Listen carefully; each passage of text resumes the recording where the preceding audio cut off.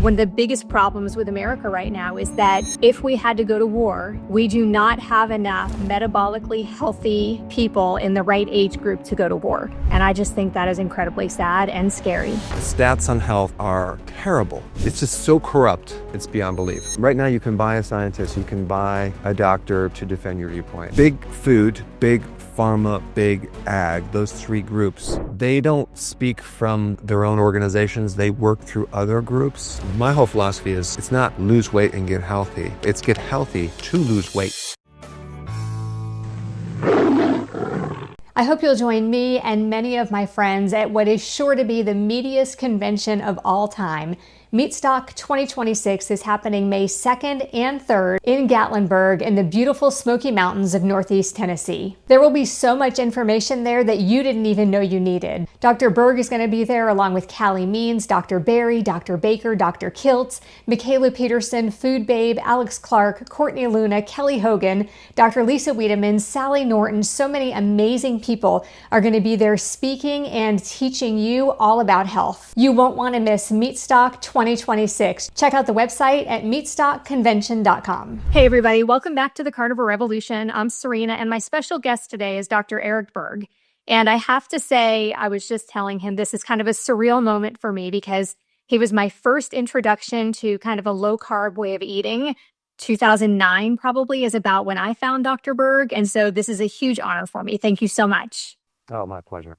So one of the things that I really want to talk about with you today is this MAHA movement, this Make America Healthy Again movement that most people are aware of at this point, but most people believe that this is a Republican and a Democratic issue. Like people tend to put so much of the political stuff into it. And I just feel like this is not a political thing at all. I read an article recently that said that one of the biggest problems with America right now is that if we had to go to war, we do not have enough metabolically healthy people in the right age group to go to war.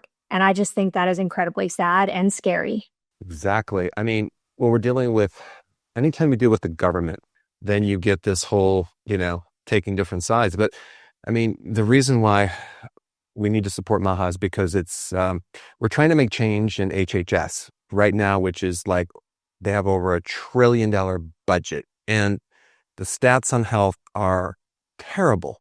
So why would anyone want to keep them the same? There's gross waste to the extreme. There's corporate takeover.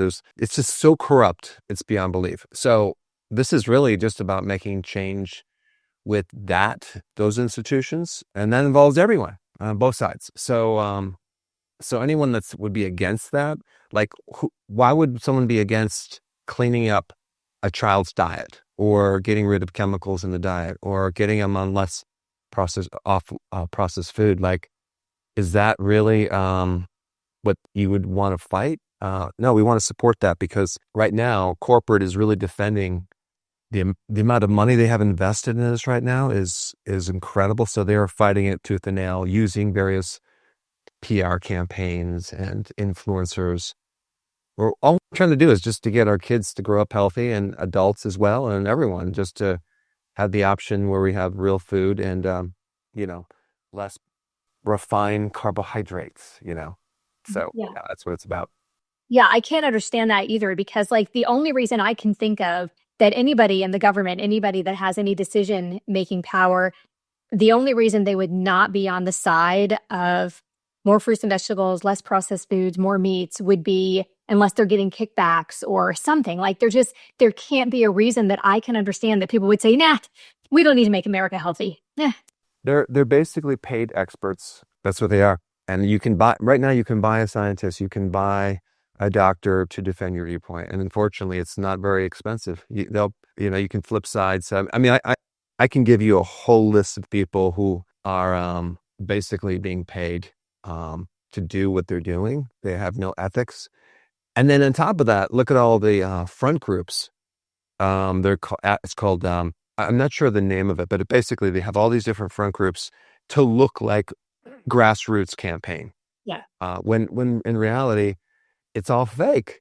Right. And it appears like, oh yeah, you have someone from the Midwest fighting for this cause, right? I'm like, to allow for the freedom to have my kid eat whatever he wants. I'm like, what? That's not a real person. So big food, big pharma, big ag, those three groups, they don't speak from their own organizations. They work through other groups like PR groups, and then they have front groups, and there's literally 100 of them right now, and that's what they push, and they spend a lot of money with lobbyists, so they capture government. And so what we're trying to do is do a grassroots campaign to fight that, and clean up some of the corruption that's going on and having transparency, because right now, even with the dietary food guidelines, you cannot know if you have conflicts of interest. Like, it's all private. Like, why can't we know? We can find out, but it's not public information. So there's all these loopholes. It's obvious to me because I'm like in it, but to the average person, they could be listening to the news and getting a completely different story. Did you ever see it's kind of a docu-series, it's not really a documentary, but has Michael Keaton in it. It's called Dopesick. Did you watch that? Oh, I didn't see that one. It's about the opioid epidemic here, actually, where I live, in Southwest Virginia, and in Kentucky is where that was, 20 years ago during like early 2000s, late 1900s. They introduced the Sackler family, the Purdue pharmaceutical company, introduced their painkillers and introduced it in a way that it had a coating on it. They were able to not have a black label warning on it, but the information was incorrect.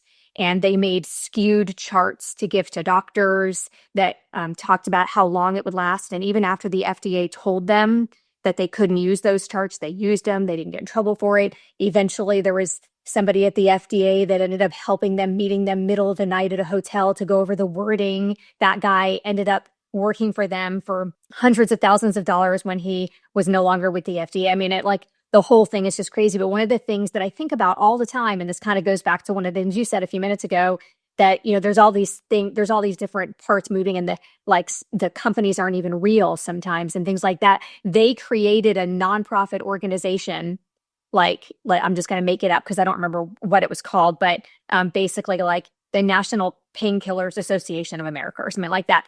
The Sackler family, the Purdue company, made this chart. They made that pain chart that you see in the hospitals where the person has a smiley face or a sad face, and it's like 1 through 10, what's your pain level like? It was made by them to get the doctors and the nurses to push their drugs, but they eventually created this nonprofit organization that recommended their drug to doctors and to patients at the hospital with brochures and pamphlets. It looked like a real nonprofit organization. And you think, well, this company is recommending this drug, so it must be a good one. But really, it's their company recommending it through that. And I think watch it when you can. I think it was maybe 8 episodes.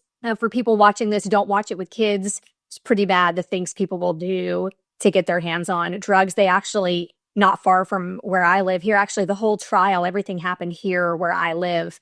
But they actually had to close some of the schools in the smaller towns because there weren't enough kids to go to school because the epidemic was so crazy. There were so many kids, hooked on it. But anyway, I just wanted to mention that because I feel like that's what happens with the food industry too, is we don't know what's real, and I think for me anyway, the advice that I give people is Whole Foods, just stop eating the garbage, right? Yeah. Well, they have, this GROS, generally recognized as safe, which is basically, it's an industry controlled. It's like you can tell the FDA if your product is safe or not, right? So, and then you have the big pharma, which does research on their drugs, but the actual initial data that they get from the study is totally withheld. It's confidential. It's proprietary. It's part of their thing. And then what they'll do is they'll do their summary of it. So this explains how you can have Vioxx, for example, completely safe on the market for this many years. All of a sudden, it becomes really deadly and 65,000 people die. How can you have anything that is safe that then turns out to be deadly? This is where all the loopholes come in. This is the problem with the food, the chemicals, the drugs. This is what we're trying to clean up. And so let's just take trans fats. How long did it take for that to be, deemed dangerous, or smoking, whatever? Years and years and years. And now we have seed oils, which are really bad, and that's still considered safe. And so they're fighting it tooth and nail. And so it goes on for 100 years before there's protests and people finally get through to it. But in the meantime, billions are made. Let's take the SSRIs. What recently they found, like, oh yeah, that theory that we have a chemical imbalance that causes depression. It's actually not true. There's unknown mechanisms behind this. So, like, wait a second, you just made billions and billions of dollars, and now this whole theory was just a theory, and it doesn't even hold up. So a chemical imbalance. So unfortunately, it's so evil. Some people cannot even look at it anymore. It's just too much for them. It's overwhelming. So what we're trying to do is we're trying to make transparency. We're trying to clean all this stuff up, and it's ugly. It's evil, and it takes a lot of confront to be able to look at this. So yeah, that's kind of where we're at. Welcome to America. Yeah. And it is so scary because people don't understand. Like I'm sure you've done it a million times. I have too. You start this conversation with somebody that you just know, in your life. And by the time you're done with the conversation, they're like backing away slowly. Like they think that you're insane for the things that we're talking about the preservatives in our food and the pesticides. And, just that this is why people are sick, and people don't understand what causes type 2 diabetes. And like, there's just so much of it that seems so bizarro world to somebody who's not in it, to somebody we're trying to explain it to. But really, the normal stuff, that's the bizarro world. I mean, that's what we should be worried about, is all the normal stuff. But instead, it's people like us that get branded like, weirdos. Well, the good news is that the trend, we obviously are making a huge difference, because the trend is towards meat. It's away from fake meat. It's away from fake, like vegan meats, lab-grown meat. It's going away from it. It's actually, people want real food. It's trending now. So obviously we are making a difference, which is good. But the point is that to make it really simple, when someone goes on carnivore, they're going to make huge changes just by eliminating all the crap. But then they have the real amino acids and nutrient dense meat that they're eating, and eggs and fish and even dairy that is like super rich in nutrition. All of a sudden now it's really hard for them to be convinced to go back, because now they know. Right. So I think as a person just at least tries it and they say, wow, this does work for me, they're not going to go back, because they know what the other side is. So I think this is just a matter of introducing people to these basic concepts of, like, just try it and see how you feel. You're going to be blown away. But most junk food is really just three things that makes it up: the refined sugars, the refined hidden sugars, which are starches, and the seed oils. And then you have the flavoring, the coloring, the MSG, preservatives, and all that. But those three things need to go. And it's just take a look, start reading labels, and you're going to be like shocked that, like, wow, just these three things again. Wow, that's amazing. And then the huge campaign now they do with seed oils. The seed oils in themselves are required by our body. And so they're using different studies to show, no, it actually reduces your risk of type 2 diabetes. But what they fail to tell you is that their evaluation is they're evaluating seed oils based on like cold pressed seed oils that are just fresh, right? No one buys that. You go to the grocery store, it's all sitting on the shelf. It's all oxidized. It's gone through refining. It's gone through deodorizing, taking the colors out, high temperatures. Let's talk about that. Like the byproducts from that stuff literally are probably have the strongest evidence of causing insulin resistance, type 2 diabetes. So they're trying to spin it by leaving out this really important factor that those oils are very, very fragile and they get damaged with heat. And no one buys unrefined, cold pressed oils. I mean, I don't even know if you can buy it in the store. So that's kind of like, once you kind of know the questions to ask, you can very easily completely debunk this crap that's going out there. But of course, they're spinning it like all over the place. Yeah, and one of the main problems we're having is those nutritional guidelines, and they're only visited, once every 5 years. They can make significant changes to those. And the U.S. Dietary Guidelines Committee is filled with people who have ties to pharmaceutical companies, to the big food companies, to big agriculture. And that causes a huge problem because they are never going to vote against where they're lining their pocketbook. They're never going to vote against the people who are paying them. And in some cases, millions of dollars are involved with all of this, trading hands for them to get the vote they want for those nutritional guidelines. So we had all hoped that there would be, we had a glimmer of hope that there might be some room for them to recommend some sort of a lower carb approach in those nutritional guidelines. And it looks like maybe that's not going to happen now. Well, I think it's not too late because they haven't released them quite yet. So I think we need to continue to really put pressure on them to include low carb, because if low carb is not included, oh my gosh, we're in trouble. The absolute most impactful thing for chronic disease, you're going to omit that? Are you kidding me? So again, I'm not, even though I'm working in this space, I'm still not going to put all my eggs into that basket. I'm still going to continue to do grassroots education and get people at the ground level to just be aware of what's happening and get them healthy, because I don't think government's going to come in and save us. They never have, but at least now there's a little bit of opportunity to make some changes and to take some of the money away and the power away from the corporate, which they call them stakeholders, and they're involved in every single department. I'm like, what the heck? Why are you including these stakeholders' decision-making of what goes down? Not to mention the revolving doors between FDA and the big pharma. So yeah, there's some slight corruption going on. That's my sarcasm. And I think people sit at home and they think, oh, but the dietary guidelines don't really matter. I'm not looking at the dietary guidelines when I'm deciding what to feed my family for dinner, but it affects schools, nursing homes, hospitals, the military. When you think about how much those dietary, they have to follow those guidelines. And so I think for most people at home, they just think, but it doesn't matter because I'm not doing that. You are doing it. Your family is doing it. People are doing it all over the country, whether they mean to or not, because that's how those pre-prepared foods are made, right? Following those guidelines. Yeah, that's right. So you have this huge population that might not hear the message of low carb, but they're influenced on the SNAP program, on the food in the school system, in the military, even with doctors recommending things to their patients. Where do you think they're getting information? From the food guidelines, and then the dietitians and the hospitals. I mean, have you ever eaten in a hospital before? Have you ever? But the food is literally Jello and all refined carbs. I couldn't even find protein. Yeah, juice.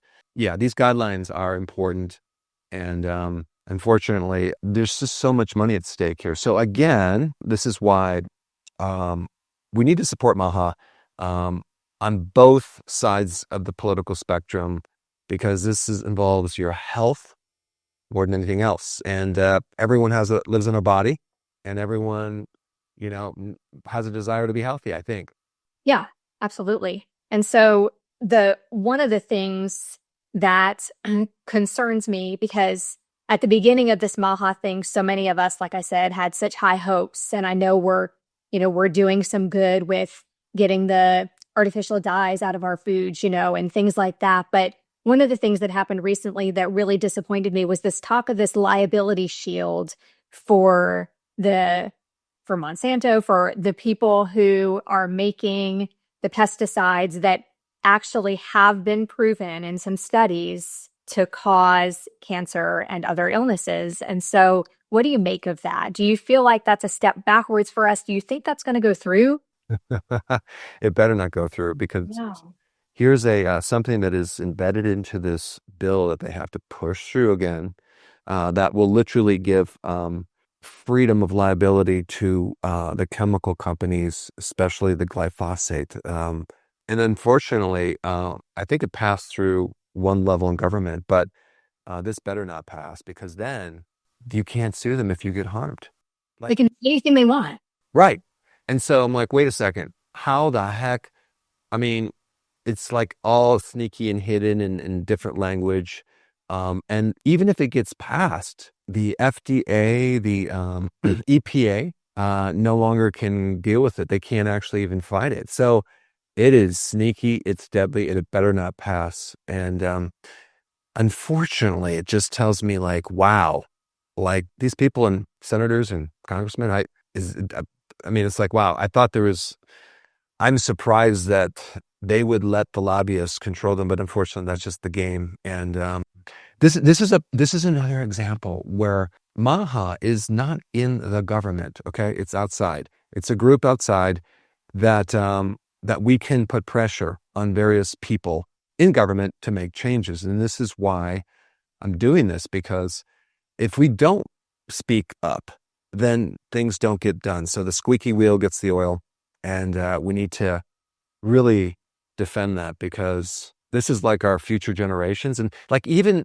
it would take 12 years to get this regulations, nullified. But even then, that would be really hard. So if it gets passed, I don't even see for decades, I don't even see how it can go away. So again, now we have the vaccine industry, they're protected against liability. And then now we got the chemical company. Next thing you know, the big pharma will be, all the drugs will be, you can't sue them, right? So this is the control that they have. And so I don't want to overwhelm people, but you should at least be aware of it. Yeah, so there are some things we can't control, right? Obviously, I mean, we can call, right? I mean, we can call our congressmen, we can call senators, we can call people and explain to them why we think this is a bad idea. And that's what our voices are for. We can definitely try to get a hold of these people in the government, and we can write letters, we can sign petitions, but really the only thing we can control ultimately is the food that we're eating, right? We can't control the air we're breathing. A lot of us can't control our schedules because of work and things like that. But one of the main things we can control as human beings is the foods we put in our mouth, right? And we want those to be the highest quality. But you and I talk about low carb a lot. Keto gets a bad rap, though, because of all the keto treats and all the foods on the shelves that say keto friendly or keto approved. And there is no governing body that says this product is keto. But we talk about low carb a lot, and I feel like it gets kind of a bad rap sometimes because people just automatically assume keto with that. So explain what a lower carb diet is and what it does for your body. Explain it like I'm 5 for people who don't understand what that means, that it doesn't, you want a clean ketogenic or a clean low carb diet without the garbage. And what does that entail and what can it do for you? When we talk about keto, we're talking about ketones. And those are just basically, if you look at them like fat that's packaged in a way that our bodies can easily take that in as fuel. The way you get your body to start using that fuel source, which is a cleaner fuel source than sugar, is by cutting down your sugar in your carbohydrates, like hidden like breads, pasta, cereal, crackers, biscuits, things like that. So we're trying to lower the carb so then your body can burn your own fat as well as the dietary fat that comes in. So people, I think, oh, a ketogenic diet is a high fat diet. Well, not necessarily, because you can eat more fat. That doesn't get you into ketosis. It's the reduction of carbohydrates. And then so people say, well, I'm on my seed oils. That's a fat. So that doesn't violate keto. That's true. It's still could still be keto, but it's a low quality keto. If you go to the hospital, there are certain types of keto programs that they're using for epilepsy, and it's the worst of the worst quality foods, but it's still low carb and high fat. So really, you want to combine the quality with the low carb, and so real food, whole food, actual meat. If you go to the dollar store and you get a hot dog, it's meat, but what's the first ingredient? Maltodextrin. Like, that's a starch. So you just have to start reading labels and do quality too, because it does matter. Some people disagree, but I already know there are people that are doing keto and they're called dirty keto. So they're driving to the fast food restaurant, they're getting their patties, burgers, and doing that. I work with those people for a long time. They lose weight, but they don't really look vibrant or healthy. I'm 60 years old right now.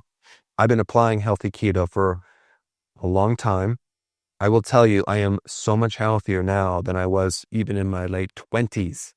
So I notice when you add the quality ingredients and the clean ingredients and the low carb, people you can just see in their skin, their eyes, they look healthier, they're going to be healthier. Yeah, that's one of the things I notice the most about people's before and after pictures it for something like low carb or carnivore or a clean ketogenic diet is their eyes are so much bigger and brighter. And that was my case too. Like I'm almost unrecognizable from where I was when I was juicing a lot and eating, lean protein and lots of vegetables, like almost unrecognizable. So what do you usually recommend for people? Do you recommend the higher fat approach or kind of not low fat, but a lower fat, higher protein approach to something like carnivore or keto? Because like for me, I know that I do really well. I feel really well. I can lose weight easy. If I'm doing literally like 95% fat, feels really good to me, whether it's butter or heavy cream, not cheese. That makes me blow. That cheese doesn't work, but the heavy cream does for some reason. So lots of heavy cream, lots of butter. I can drop a pound a day and feel amazing doing that. But then you have the other side of the coin where people are saying, well, we should be doing only like 50% fat and the rest should be protein. Do you have a take on that or a preference? So I love fat. I would, locally, I was buying raw whole cream and consuming a tremendous amount of that. Yeah. The point where I'm like, okay, I think I'm doing too much here at cream. So I think it really has to do with the individual person because some people have very good, healthy livers with good gallbladders that can handle the fat. Other people don't. And so then in that case, you might just want to eat the food that comes with the fat normally, but don't go low fat. But some people, especially in the beginning, need to actually be more satisfied so they can go from one meal to the next without being hungry. So they might have to add some MCT oil, some more butter, some more cheese and things like that. And then once they convert over into full-blown ketosis and they're trying to lose weight, for example, then maybe you reduce some of the fat a little bit, the extra fat. Don't go low fat, but just reduce it. And then you can burn your own fat. So it's one of those things where there's some general guidelines, but you just have to try it and see for yourself to see what works. Some people, think about this, right? The average thin person has 100,000 calories of this on their body. Okay. 100,000. So they have a lot of energy reserve and they would eat breakfast and they're hungry in an hour and a half. Are you kidding me? What the heck is going on? How can they be hungry? They just ate. It's because their body is so resistant to fuel. And that's really what metabolic disease or dysfunction is. And I think people think when they think of metabolic disease, they think, oh, metabolism, slow metabolism, can't lose weight. That's only just a tiny bit of it. Metabolic disease is basically when your cells can't get fuel anymore. And so you can't go along without the need for something sweet to quickly give a little bit of sugar into your body. So if you were in your house starving and we locked the door and we got food trucks around and you can't get access to that and you have no food in the house, that's what's happening with the person with metabolic dysfunction. So now the nerve cells starve, that's Alzheimer's. Your nerves in the bottom of your feet start getting gangrene. That is in peripheral neuropathy, that's diabetes. Your eyes, you start going blind. These are all diseases that you're literally starving the tissue of fuel because you've given them too much of the wrong fuel. So what's cool about ketosis, it comes in there with ketones, it completely bypasses the whole thing. And you can actually feed the cells a different way and bypass all the damaged machinery and instantly make someone feel better and their cognitive function, their mood comes up. This is why ketosis is like a superior method of healing. But of course, it's then going to be attacked by mainstream because it works so well. And this is why they already know it works well. So they don't say it doesn't work. What they'll do is put doubt long term. Well, yeah, we know it helps you lose weight and diabetes and this and that, but we don't know what's going to happen long term. You might end up with a problem. So are you sure you want to do this? That's what they'll do is put doubt in your mind. And meanwhile, what people are already doing is already making them sick and already causing problems. Yeah, exactly. Try to make that change. And then everybody wants to be all over you because you're eating too much natural red meat instead of, more donuts over coffee in the morning. It's just crazy, the mentality. So, and this is something that comes up a lot lately in the keto and carnivore space. More and more people that I know are doing GLP-1s. Sometimes it's a combination of different ones. I don't really know how that works, but compounded. So do you think, as a doctor, do you feel like there's ever a reason for somebody who does not have diabetes, type 2 diabetes, that does not have, insulin resistance necessarily, or at least not to their A1C isn't bad enough that a doctor would prescribe them a GLP-1, like insurance won't cover it because you don't actually have diabetes. Is there ever a reason for somebody who is generally healthy, needs to lose 10 or 15 pounds, but isn't sick? Is there ever a reason for somebody to do a GLP-1? Do you ever recommend that to people who aren't sick enough to need it, but just want to reduce inflammation and lose 10 or 15 pounds? No. It comes with a package. You're going to lose weight, but what kind of weight are you going to lose? You'll lose some fat and you're going to lose muscle with this. You're going to lose muscle. Mm-hmm. So that's part of your metabolism. So it's not a healthy way to go about this. So my whole philosophy is, it's not lose weight and get healthy. Like most people will tell you, the doctor says, oh, just lose weight and you'll be healthy. No, it's get healthy to lose weight. So taking a drug that has side effects to lose weight, then you're smaller. So then you can't maintain your weight on that. I mean, as soon as you come off, the weight's going to come back. Yeah, that's what I was going to ask you about, is that rebound weight. So many people talk about it too. Totally. And the amount of lawsuits going on right now at Ozempic, have you seen that? Like class action lawsuits? It's not safe. There's no long-term studies. Mm-hmm. So people are finding out, oh my gosh, it's called gastroparesis, where their digestive system is completely slowed down now. They're suffering from a lot of other complications. So unfortunately, it sounded like something like a miracle drug until you got all the data and all the facts. You can create a way better effect with your weight if you go carnivore or just low carb and retain your muscle and not have the side effects. So people also ask, what about the gastric bypass? That's my same answer. Is like, you have a gastric bypass. Now you're altering the structure of your stomach. Now your hydrochloric acid goes down, your bile reserves go down. There's a lot of complications that come with that. So again, I think my whole thing is the way medicine works is they ignore root causes 100%. They find ways to manage your disease so you're on the drug forever.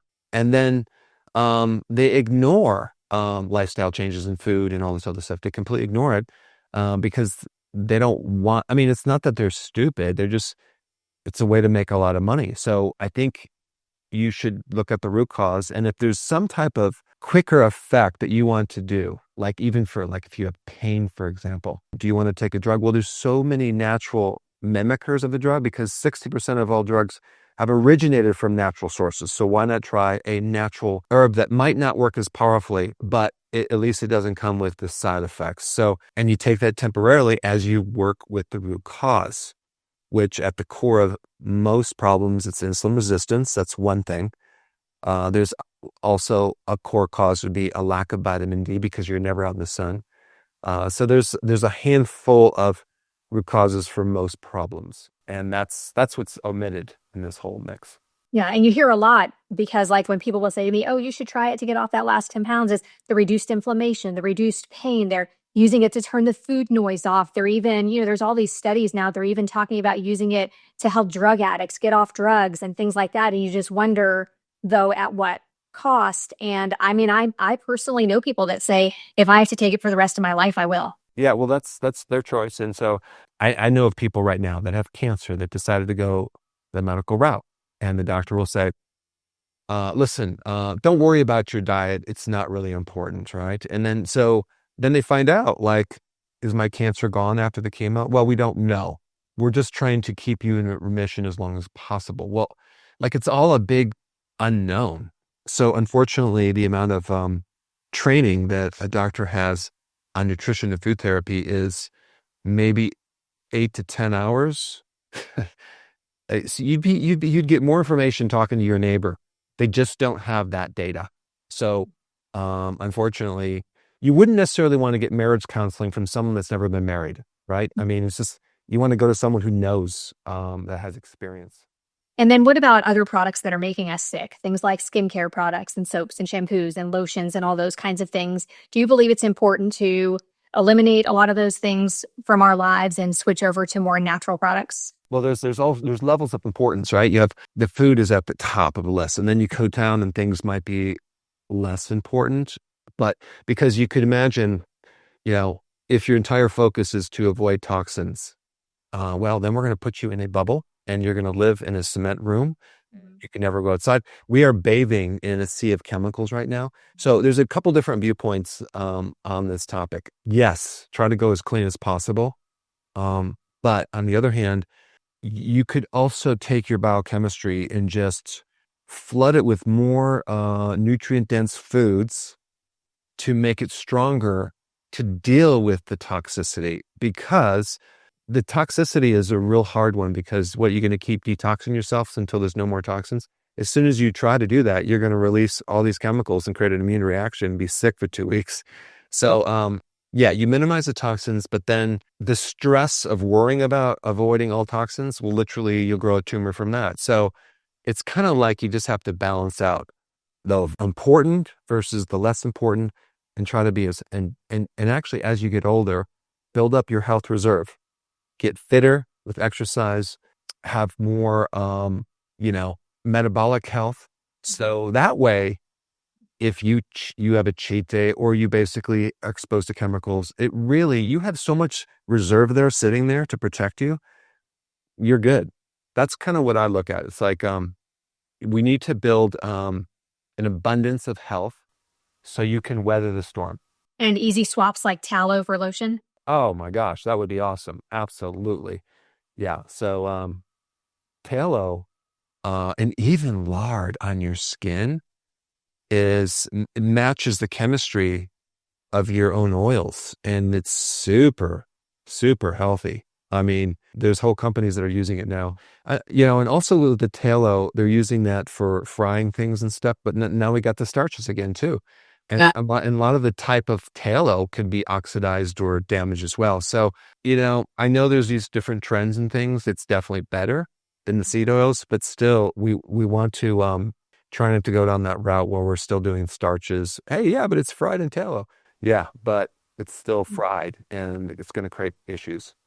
Right. Yeah, absolutely. And then do you recommend low carb for everyone? And what is your advice for parents trying to navigate through this sea of junk food and garbage when they're out doing activities with their kids? Well, I, I created an app called Dr. Berg Junk Food app, which basically it's a free app. You can just scan the food and then look at the barcode, and it just shows you visually how much sugar, how much starch, how much seed oil. Keep it simple. And then that way you can kind of go look in your pantry or your refrigerator, like, okay, no, oh, wow, that's interesting. I didn't know I had that in there. And then you could try to kind of sort out things. I created also a children's book on nutrition. I showed it to my granddaughter, and the first thing she said is like, there's too many big words in here. I'm like, wow. So I went back and made it even more simple, because I don't know. My head is so far in the woods sometimes. I was like talking about vitamins. I'm like, no, I cut that out. And all I did is I talked about real food, junk food, real food, junk food. And then now I redid the book. Then I showed her again, and she's like, oh, this is good. I'm like, oh, thank you. So getting your kids to differentiate real food versus, junk food is probably the most important things when you go to the grocery store. But also, you asked one more question that I completely forgot about. Actually, asked two questions. What was the first question? Do you recommend low carb for everybody?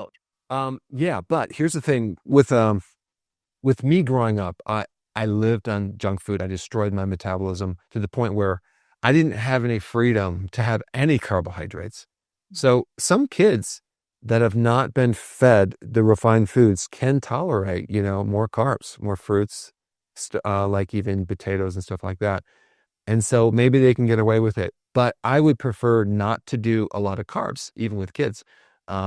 So what about berries? Yeah, that's fine. But it all depends on your metabolism. There are certain influencers now that are recommending fruit with meat. And well, okay, so then you better be making sure that you're active enough to burn off those calories, because I know when I was in practice and if you loaded these people up with the carbs that are recommended, even the fruit, you are going to make them very overweight. Even myself, when I wrote this book, I think this was in 2008, I wrote a book, and I was recommending snacks, apple and peanut butter snacks. Can you believe that? I was recommending that. And I was 211 pounds.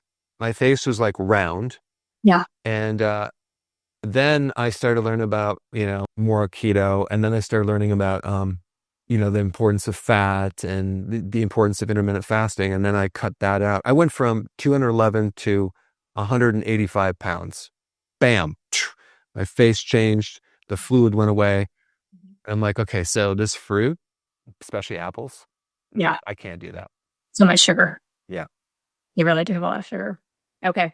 Well, Dr. Berg, thank you so much. This was really amazing. I appreciate you taking the time to be with us today. My pleasure. And thank you guys so much for watching. We'll see you next time on the Carnivore Revolution.